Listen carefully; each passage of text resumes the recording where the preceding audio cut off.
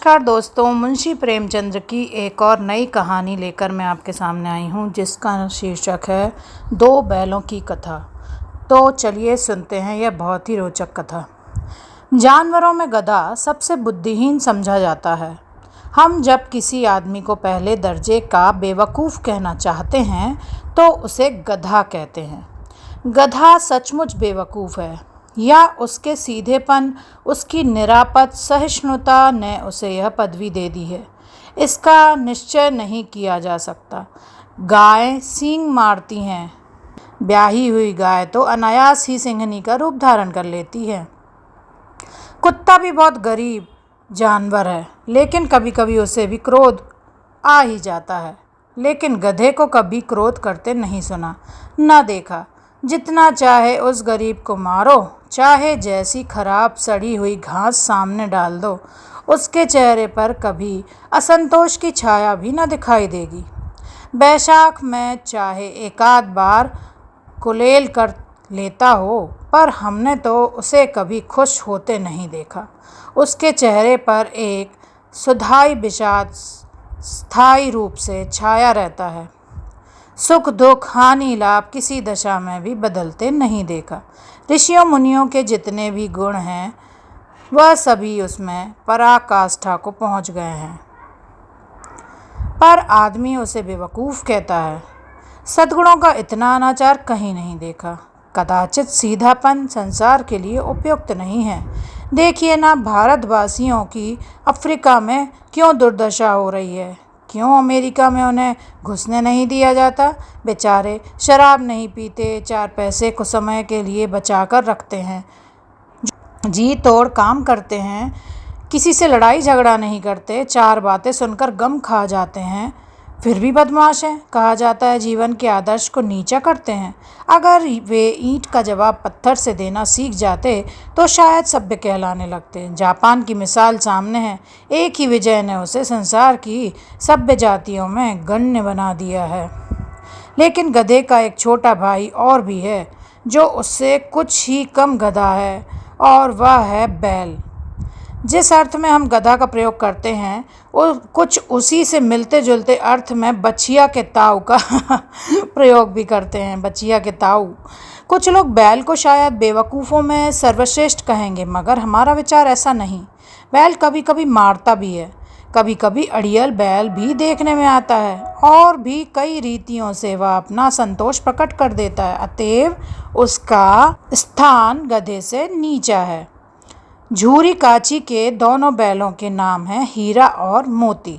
दोनों पछाई जाति के थे।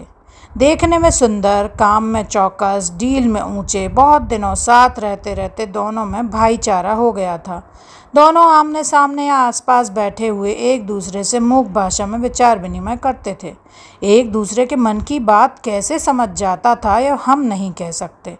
अवश्य उनमें कोई ऐसी गुप्त शक्ति थी जिससे जीवों में श्रेष्ठता का दावा करने वाला मनुष्य वंचित है। दोनों एक दूसरे को चाट कर और सूंघ कर अपना प्रेम प्रकट करते। कभी कभी दोनों सींग भी मिला लिया करते थे। विग्रह के भाव से नहीं, केवल विनोद के भाव से, आत्मीयता के भाव से। जैसे दोस्तों में घनिष्ठता होते ही थौल थप्पा होने लगता है, इसके बिना दोस्ती कुछ फुसफुसी, कुछ हल्की सी रहती है, जिस पर ज़्यादा विश्वास नहीं किया जा सकता। जिस वक्त ये दोनों बैल हल या गाड़ी में जोत दिए जाते थे और गर्दनें हिला हिला कर चलते, तो हर एक की यही चेष्टा होती थी कि ज़्यादा बोझ मेरी ही गर्दन पर रहे। दिन भर के बाद दोपहर या संध्या को दोनों खुलते तो एक दूसरे को चाट चूट कर अपनी थकान मिटा लिया करते। नाद में खली भूसा पड़ जाने के बाद दोनों साथ उठते, साथ नाद में मुंह डालते और साथ ही बैठते। एक मुंह हटा लेता तो दूसरा भी हटा लेता था। संयोग की बात, झूरी ने एक बार गोई को ससुराल भेज दिया। बैलों को क्या मालूम वे क्यों भेजे जा रहे हैं। समझे मालिक ने हमें बेच दिया। अपना यूँ बेचा जाना उन्हें अच्छा लगा या बुरा कौन जाने, पर झूरी के साले गया को घर तक गोई ले जाने में दांतों पसीना आ गया। पीछे से हाँकता तो दोनों दाएं बाएं भागते, पगहिया पकड़कर नीचे करके हुंकारते। अगर ईश्वर ने उन्हें वाणी दी होती तो झूरी से पूछते, तुम हम गरीबों को क्यों निकाल रहे हो? हमने तुम्हारी सेवा करने में कोई कसर नहीं उठा रखी। अगर इतनी मेहनत से काम न चलता था तो और काम लेते। हमें तो तुम्हारी चाकरी में मर जाना कबूल था। हमने दाने चारे की शिकायत नहीं की। तुमने जो कुछ खिलाया वह सिर झुकाकर खा लिया। फिर तुमने हमें इस जालिम के हाथ क्यों बेच दिया? संध्या समय दोनों बैल अपने नए स्थान पर पहुंचे। दिन भर के भूखे थे, लेकिन जब नाद में लगाए गए तो एक ने भी उसमें मुंह न डाला। दिल भारी हो रहा था। जिसे उन्होंने अपना घर समझ रखा था वह आज उनसे छूट गया था। यह नया घर, नया गांव, नए आदमी, सब उन्हें बेगाने से लगे। दोनों ने अपनी मूक भाषा में सलाह की, एक दूसरे को कनखियों से देखा और लेट गए। जब गांव में सोता पड़ गया तो दोनों ने जोर मारकर पगहे तोड़ा डाले और घर की तरफ चले। पगहे बहुत मजबूत थे। अनुमान नहीं हो सकता था कि कोई बैल उन्हें तोड़ सकेगा। पर इन दोनों में इस समय दूसरी शक्ति आ गई थी। एक एक झटके में रस्सियां टूट गईं। झूरी प्रातःकाल सोकर उठा तो देखा कि दोनों बैल चरनी पर खड़े हैं। दोनों की गर्दनों में आधा आधा गराव लटक रहा है। घुटने तक पांव कीचड़ से भरे हैं और दोनों की आंखों में विद्रोहमय स्नेह छलक रहा है।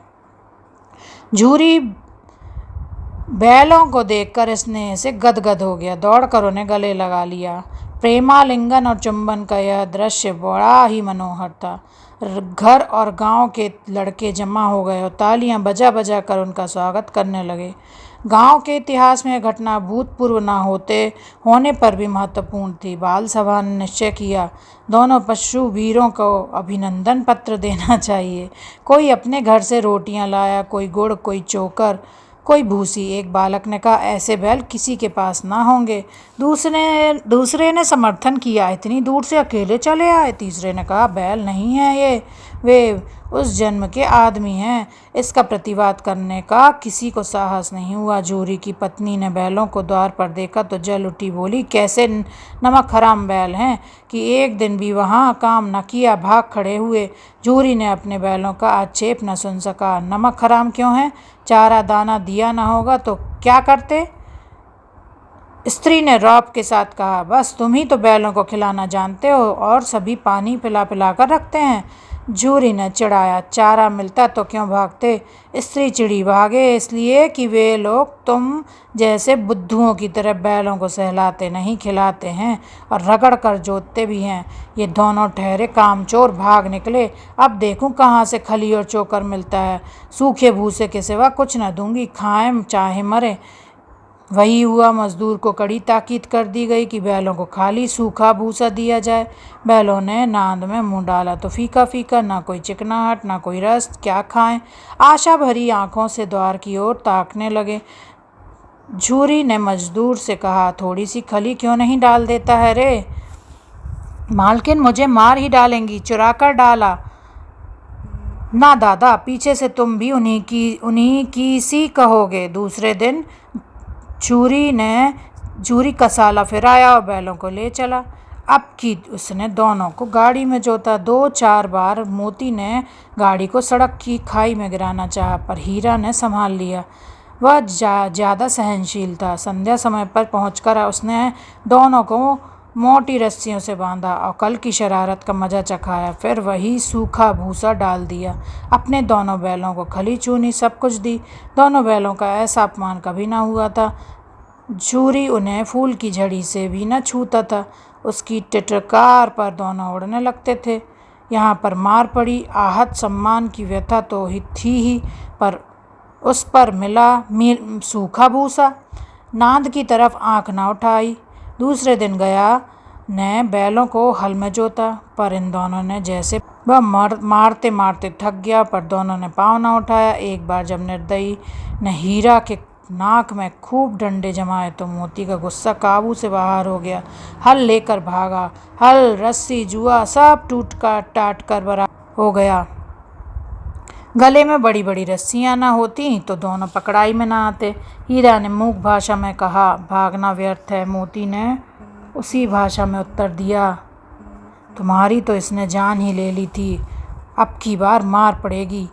पढ़ने दो, बैल का जन्म लिया है तो मार से कहाँ तक बचेंगे। गया तो आदमियों के साथ दौड़ा आ रहा है, दोनों के हाथ में लाठियां हैं। मोती बोला, कहो तो दिखा दूं कुछ मजा, मैं भी लाठी लेकर आ रहा है। हीरा ने समझा, नहीं भाई खड़े हो जाओ, मुझे मारेगा तो मैं एक दो को गिरा दूंगा। नहीं, हमारी जाति का यह धर्म नहीं। मोती दिल में ऐंठ कर रह गया। गया आ पहुंचा और दोनों को पकड़कर ले चला। कुशल हुई कि इस वक्त मारपीट ना की, नहीं मोती भी पलट पड़ता। उसके तेवर देखकर सहम गया और उसके सहायक समझ गए कि इस वक्त टाला जाना ही मसलहत है। आज दोनों के सामने फिर वही सूखा भूसा लाया गया। दोनों चुपचाप खड़े रहे। घर के लोग भोजन करने लगे। उसी वक्त एक छोटी सी लड़की 2 रोटियां लेकर निकली और दोनों के मुंह में देकर चली गई। उस एक रोटी से इनकी भूख तो क्या शांत होती, पर दोनों के हृदय को मानो भोजन मिल गया। यहाँ भी किसी सज्जन का वास है। लड़की भैरों की थी, उसकी माँ मर चुकी थी। सौतेली माँ उसे मारती थी, इसलिए इन बैलों से उसे एक प्रकार की आत्मीयता हो गई थी। दोनों दिन भर जोते जाते, डंडे खाते, शाम को थान पर बांध दिए जाते और रात को वही बालिका इन्हें 2 रोटियां खिला जाती। प्रेम के इस प्रसाद की यह बरकत थी कि 2-2 गाल सूखा भूसा खाकर भी दोनों दुर्बल न होते थे, मगर दोनों की आंखों में रोम रोम में विद्रोह भरा हुआ था। एक दिन मोती ने मूक भाषा में कहा, अब तो सहा नहीं जाता हीरा, क्या करना चाहते हो? एक आध को सींगा पर उठाकर फेंक दूंगा, लेकिन जानते हो वह प्यारी लड़की जो हमें रोटियां खिलाती है उसी की लड़की है जो इस घर का मालिक है। यह बेचारी अनाथ हो जाएगी तो मालकिन को न फेंक दूं? वही तो उस लड़की को मारती है, लेकिन औरत जात पर सींग चलाना मना है। वह भूल जाते हो, तुम तो किसी तरह निकलने ही नहीं देते। तो आओ आज तुड़ाकर भाग चलें। हाँ, यह मैं स्वीकार करता हूँ, लेकिन इतनी मोटी रस्सी टूटेगी कैसे? इसका उपाय है। पहले रस्सी को थोड़ा सा चबा लो, फिर एक झटके में टूट जाती है। रात को जब बालिका रोटियां खिलाकर चली गई तो दोनों रस्सियां चबाने लगे। मोटी रस्सी मुंह में न जाती थी, बेचारे बार बार जोर लगाकर रह जाते। सहसा घर का द्वार खुला और वही लड़की निकली। दोनों सिर झुकाकर उसका हाथ चाटने लगे। दोनों की पूंछें खड़ी हो गईं। उसने उनके माथे सहलाए और बोली, खोले देती हूँ, चुपके से भाग जाओ, नहीं यहाँ के लोग मार डालेंगे। आज घर में सलाह हो रही है कि इनकी नाकों में नाथ डाल दी जाए। उसने गराव खोल दिया, पर दोनों चुपचाप खड़े रहे। मोती ने अपनी भाषा में पूछा, अब चलते क्यों नहीं? हीरा ने कहा, चलें तो, लेकिन कल इस अनाथ पर आफत आएगी, सब इसी पर संदेह करेंगे। सहसा बालिका चिल्लाई, दोनों फूफा वाले बैल भागे जा रहे हैं। ओ दादा, दोनों बैल भागे जा रहे हैं, जल्दी दौड़ो। गया हड़बड़ाकर भीतर से निकला और बैलों को पकड़ने चला। वह दोनों भागे। गया ने पीछा किया, वह और भी तेज हुए। गया ने शोर मचाया, फिर गांव के कुछ आदमियों को साथ लेने के लिए लौटा। दोनों मित्रों को भागने का मौका मिल गया। सीधे दौड़ते चले गए, यहाँ तक कि मार्ग का ज्ञान न रहा। जिस परिचित मार्ग से आए थे उसका यहाँ पता न था। नए नए गांव मिलने लगे। तब दोनों एक खेत के किनारे खड़े होकर सोचने लगे, अब क्या करना चाहिए। हीरा ने कहा, मालूम होता है राह भूल गए, तुम भी तो बेतहाशा भागे, वहीं उसे मार गिराना था। उसे मार गिराते तो दुनिया क्या कहती, वह अपना धर्म छोड़ दें, लेकिन हम अपना धर्म क्यों छोड़ें? दोनों भूख से व्याकुल हो रहे थे। खेत में मटर खड़ी थी, चरने लगे। रह रह कर आहट ले लेते थे, कोई आता तो नहीं। जब पेट भर गया तो उन्होंने आज़ादी का अनुभव किया तो मसूत होकर उछलने कूदने लगे। पहले दोनों ने डकार ली, फिर सींग मिलाए और एक दूसरे को ठेलने लगे। मोती ने हीरा को कई कदम पीछे हटा दिया, यहाँ तक कि वह खाई में गिर गया। तब उसे भी क्रोध आया, संभल कर उठा और फिर मोती से भिड़ गया। मोती ने देखा खेल में झगड़ा हुआ चाहता है तो किनारे हट गए। अरे यह क्या, कोई सांड डांकता हुआ चला आ रहा है। हाँ, सांड ही है। वह सामने आ पहुंचा। दोनों मित्र बगलें झांक रहे हैं। सांड पूरा हाथी है, उससे भिड़ना जान से हाथ धोना है। लेकिन ना भिड़ने पर तो जान बचती नजर आती। इन्हीं की तरफ आ रहा है, कितनी भयंकर सूरत है। मोती ने मूक भाषा में कहा, बुरे फंसे, जान कैसे बचेगी, कोई उपाय सोचो। हीरा ने चिंतित स्वर में कहा, अपने घमंड में भूला हुआ है आरजू, विनती न सुनेगा, भाग क्यों न चलें। भागना कायरता है तो फिर यहीं मरो, बंदा तो 9 2 11 होता है, और जो दौड़ाए। फिर कोई उपाय सोचो जल्दी। उपाय सही है, उपाय यही है कि उस पर दोनों जने एक साथ चोट करें। मैं आगे से रगड़ देता हूँ, तुम पीछे से रगेड़ो। दोहरी मार पड़ेगी तो भाग खड़ा होगा। ज्यों ही मेरी ओर झपटे तुम बगल से उसके पेट में सींग घुसेड़ देना। जान जोखिम है पर दूसरा उपाय नहीं है। दोनों मित्र जान हथेलियों पर लेकर लपके। सांड को कभी संगठित शत्रुओं से लड़ने का तजुर्बा न था। वह तो शत्रु से मल्ल युद्ध करने का आदी था। ज्यों ही हीरा पर झपटा, मोती ने पीछे से दौड़ाया। सांड उसकी तरफ मुड़ा तो हीरा ने रगेदा। सांड चाहता था कि एक एक करके दोनों को गिरा ले, पर ये दोनों उस्ताद थे, उसे यह अवसर न देते थे। एक बार सांड झल्लाकर हीरा का अंत कर देने के लिए चला कि मोती ने बगल से आकर उसके पेट में सींग भोंक दिया। सांड क्रोध में आकर पीछे फिरा तो हीरा ने दूसरे पहलू से सींग भोंक दिया। सांड क्रोध में आकर पीछे फिरा तो हीरा ने दूसरे पहलू में सींग चुभो दिया। आखिर बेचारा जख्मी होकर भागा और दोनों ने दूर तक पीछा किया, यहाँ तक कि सांड बेदम होकर गिर पड़ा। तब दोनों ने उसे छोड़ दिया। दोनों मित्र विजय के नशे में झूमते चले जा रहे थे। मोती ने अपनी सांकेतिक भाषा में कहा, मेरा जी चाहता था कि बच्चा को मार ही डालूं। किया। हीरा ने तिरस्कार किया, गिरे हुए बैरी पर सींग नहीं चाहिए, चलाना चाहिए। यह सब ढोंग है, बैरी को ऐसा मारना चाहिए कि फिर ना उठे। अब कैसे पहुंचेंगे यह सोचो, पहले कुछ खा लें तब सोचें। सामने मटर का खेत था ही, मोती उसमें घुस गया। हीरा मना करता रहा पर उसने एक न सुनी। अभी 2 ही 4 ग्रास खाए थे कि 2 आदमी लाठियां लिए दौड़ पड़े और दोनों मित्रों को घेर लिया। हीरा मेड़ पर था, निकल गया। मोती सींचे हुए खेत में था, उसके खुर कीचड़ में धंसने लगे। भाग न सका, पकड़ लिया गया। हीरा ने देखा संगी संकट में है, लौट पड़ा। फंसेंगे तो दोनों फंसेंगे। रखवालों ने उसे भी पकड़ लिया। प्रातःकाल दोनों मित्र काजी हाउस में बंद कर दिए गए। दोनों मित्रों को जीवन में पहली बार ऐसा सबक पड़ा कि सारा दिन बीत गया और खाने को एक तिनका भी न मिला। समझ में ही ना आता था यह कैसा स्वामी है। इससे तो गया फिर भी अच्छा था। वहाँ कई भैंसें थीं, कई बकरियाँ, कई घोड़े, कई गधे, पर किसी के सामने चारा न था। सब जमीन पर मुर्दों की तरह पड़े थे। कई तो इतने कमज़ोर हो गए थे कि खड़े भी ना हो सकते थे। सारा दिन दोनों मित्र फाटक की ओर टकटकी लगाए ताकते रहे, फिर कोई चारा लेकर आता न दिखाई दिया। तब दोनों ने दीवार की नमकीन मिट्टी चाटनी शुरू की, पर इससे क्या तृप्ति होगी। रात को भी कुछ भोजन न मिला तो हीरा के दिल में विद्रोह की ज्वाला दहक उठी। मोती से बोला, अब तो नहीं रहा जाता मोती।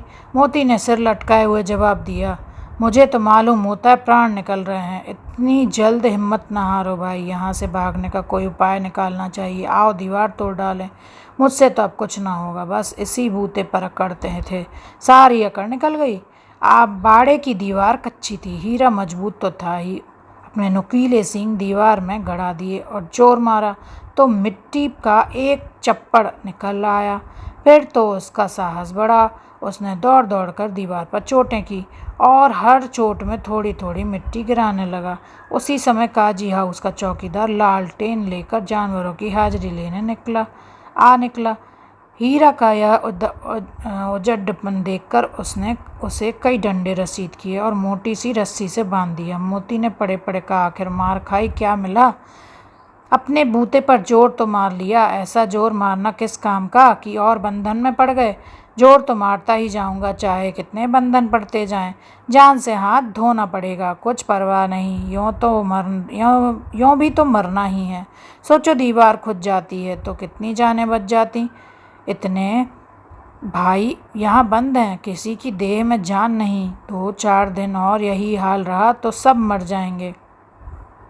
हाँ, यह तो बात है। अच्छा तो लो फिर मैं भी जोर लगाता हूँ। मोती ने भी दीवार में उसी जगह सींग मारा। थोड़ी सी मिट्टी गिरी और हिम्मत बढ़ी। फिर तो वह दीवार में सींग लगाकर इस तरह जोर करने लगा मानो किसी द्वंद्वी से लड़ रहा है। आखिर 2 घंटे की जोर आजमाइश के बाद दीवार ऊपर से लगभग 1 हाथ गिर गई। उसने दूनी शक्ति से धक्का मारा तो आधी दीवार गिर पड़ी। दीवार का गिरना था कि अधमरे से पड़े हुए सभी जानवर चेत उठे। तीनों घोड़ियां सरपट भाग निकलीं, फिर बकरियां निकलीं, इसके बाद भैंसें भी खिसक गईं, पर गधे अभी तक ज्यों के त्यों खड़े थे। हीरा ने पूछा, तुम क्यों नहीं भाग जाते? एक गधे ने कहा, जो कहीं फिर पकड़ लिए जाएं तो क्या हर्ज है? अभी तो भागने का अवसर है, हमें तो डर लगता है। हम यहीं पड़े रहेंगे। आधी रात से ऊपर जा चुकी थी। दोनों गधे अभी तक खड़े सोच रहे थे, भागें या ना भागें, और मोती अपने मित्र की रस्सी तोड़ने में लगा हुआ था। जब वह हार गया तो हीरा ने कहा, तुम जाओ, मुझे यहीं पड़ा रहने दो, शायद कहीं भेंट हो जाए। मोती ने आंखों में आंसू लाकर कहा, तुम मुझे इतना स्वार्थी समझते हो हीरा? हम और तुम इतने दिनों एक साथ रहे, आज तुम विपत्ति में पड़ गए तो मैं तुम्हें छोड़कर अलग हो जाऊं?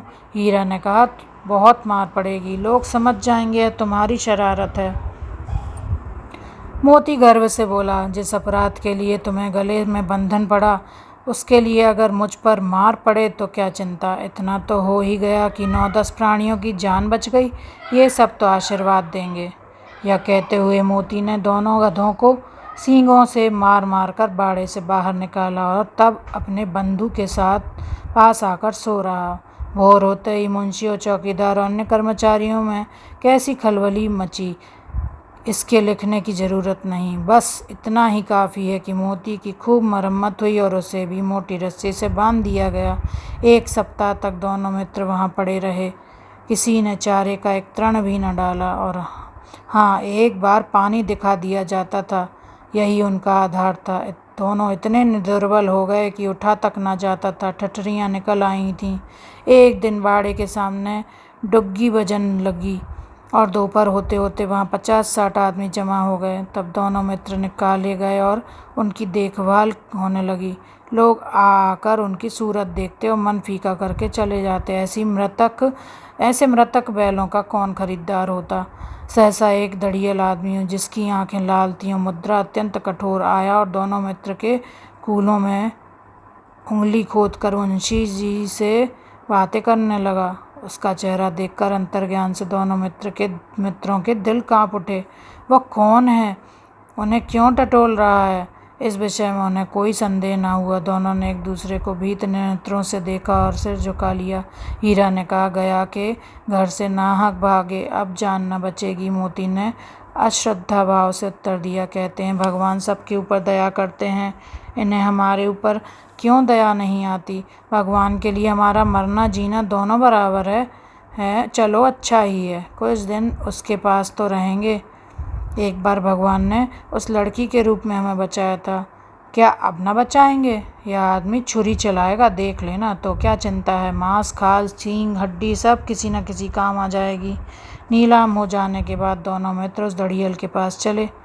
दोनों की बोटी बोटी कांप रही थी। बेचारे पांव तक न उठा सकते थे, पर भय के मारे गिरते गिरते भागे जाते थे, क्योंकि वह जरा भी चाल धीमी हो जाने पर जोर का डंडा जमा देता था। राह में गाय बैलों का रेवड़ हरे भरे हार में चढ़ता नजर आया। सभी जानवर प्रसन्न थे, चिकने चपल, और कोई उछलता था, कोई आनंद से बैठा पागुर करता था। कितना सुखी जीवन था इनका, पर कितने स्वार्थी हैं ये सब। किसी को चिंता नहीं कि उनके 2 भाई बधिक के हाथ पड़े कैसे दुखी हैं। सहसा दोनों को ऐसा मालूम हुआ यह परिचित रहा है। हाँ, इसी रास्ते से गया उन्हें ले गया था। वही खेत, वही बाग, वही गांव मिलने लगे। प्रतिक्षण उनकी चाल तेज होने लगी। सारी थकान, सारी दुर्बलता गायब हो गई। आहा, यह लो, अपना ही हार आ गया। इसी कुएं पर हम पुर चलाने आया करते थे। हाँ, यही कुआं है। मोती ने कहा, हमारा घर बगीच आ गया। हीरा बोला, भगवान की दया है, मैं तो अब घर भागता हूँ, यह जाने देगा। इसे मार गिराता हूँ। नहीं नहीं, दौड़कर थान पर ले चलो, वहाँ से हम आगे न जाएंगे। दोनों उन्मत्त होकर बछड़ों की भांति को ले करते हुए घर की ओर दौड़े। वह हमारा थान है। दोनों दौड़कर अपने थान पर आए और खड़े हो गए। दड़ियल भी पीछे पीछे दौड़ा चला आता था। झूरी द्वार पर बैठा धूप खा रहा था। बैलों को देखते ही दौड़ा और उन्हें बारी बारी से गले लगाने लगा। मित्रों की आंखों से आनंद के आंसू बहने लगे। एक झूरी का हाथ चाट रहा था। दड़ियल ने जाकर बैलों की रस्सियां पकड़ ली। झूरी ने कहा, मेरे बैल हैं। तुम्हारे बैल कैसे? मैं मवेशी खाने से नीलाम लिए आता हूँ।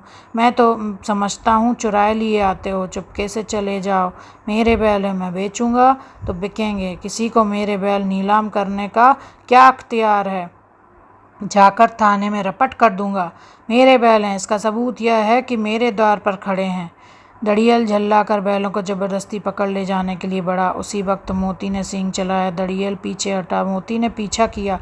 दड़ियल भागा। मोती पीछे दौड़ा। गांव के बाहर निकल जाने पर वह रुका, पर खड़ा दड़ियल रास्ता देख रहा था। दड़ियल दूर खड़ा धमकियां दे रहा था, गालियां निकाल रहा था, पत्थर फेंक रहा था और मोती विजय शूर की भांति उसका रास्ता रोके खड़ा था। गांव के लोग तमाशा देखते थे और हंसते थे। जब दड़ियल हार कर चला गया तो मोती अकड़ता हुआ लौटा। हीरा ने कहा, मैं डर रहा था कि कहीं तुम गुस्से में आकर मार न बैठो। अगर वह मुझे पकड़ता तो मैं बे मारे न छोड़ता। अब ना आएगा तो दूर ही से खबर लूँगा। देखूँ कैसे जाता है, जो गोली मरवा दें। मर जाऊँगा, उसके काम ना आऊँगा। हमारी जान को कोई जान ही नहीं समझता, इसलिए कि हम इतने सीधे होते हैं। जरा देर में नींद में खली, भूसा, चोकर, दाना भर दिया गया और दोनों मित्र खाने लगे। झूरी खड़ा हो दोनों को सहला रहा था। 20 लड़के इस तमाशा देख रहे थे। सारे गांव में उत्साह सा मालूम होता था। उसी समय मालकिन ने आकर दोनों के माथे चूम लिए। तो दोस्तों, यहाँ पर ख़त्म होती है यह बहुत ही सुंदर कथा। तो इस कहानी से तो मुझे यही शिक्षा मिल रही है और हम सबको यह सीख लेनी चाहिए कि बेजुबान जानवरों की भावनाएं भी हम सबको समझना चाहिए और किसी को भी मारना, प्रताड़ित करना नहीं चाहिए। और यही प्रण अगर सभी लोग लें तो कितनी अच्छी बात है कि किसी भी जानवर को ना मारें, ना सताएं और मारकर ना खाएं। धन्यवाद। नमस्कार। जय सिया राम।